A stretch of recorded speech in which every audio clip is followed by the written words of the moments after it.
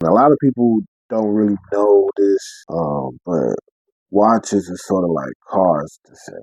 Depending on what you get, where, what it is, um, it has retained some type of value, and it does have a resale value. So if you was to go inside your jewelry right now and watch that you ain't been wearing or something like that, and you probably like, oh yeah, it's Gucci, it's this or it's that. I'm just leaving it sitting around. One day I'm gonna go get the battery changed and wear it, knowing you don't plan on wearing it because you probably not watch like wear or something like that. But lo and behold, you are sitting on an asset.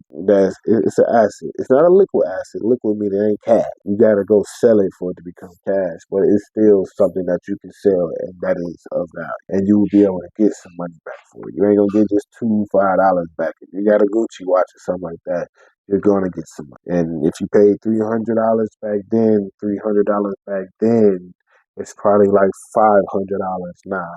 So even if you only get like 300 back, you kind of like getting your money back for holding on to a watch for 10 years because the watch is probably worth 500 at retail, but they like shit is been resold. You barely wore it, so it look brand new, but it's being resold. So you made your 300 back.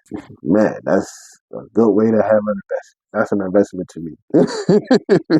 And you had to watch for 10 years, did what you want with it, it wasn't doing nothing for it, so you got your money. And you got full value. And probably sometimes then some. Sometimes you may lose some, but you still got some money back. You got a nice chunk back. You ain't just get $2, $5, $10 back. Unless you just dog the watch out. And that's still getting some money back. Because you dog the watch out and it still has some type of value. So yeah, that's why I say watches is an investment. It's an investment. And if you're a person that like to keep your things nice and you upkeep your stuff, and you do a real good job of holding on to it, like all of the wristband links that you take out, keep everything that's original together, do a good job of keeping everything together. Yeah.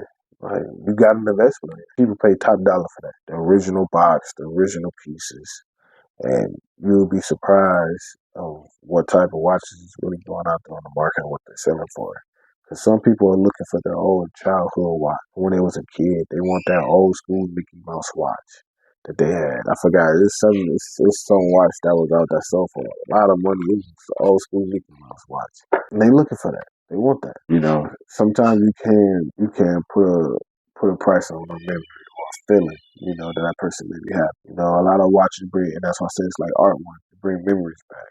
Certain watches was used during certain times of war, was preferred. Certain watches, it's used for like James Bond movies.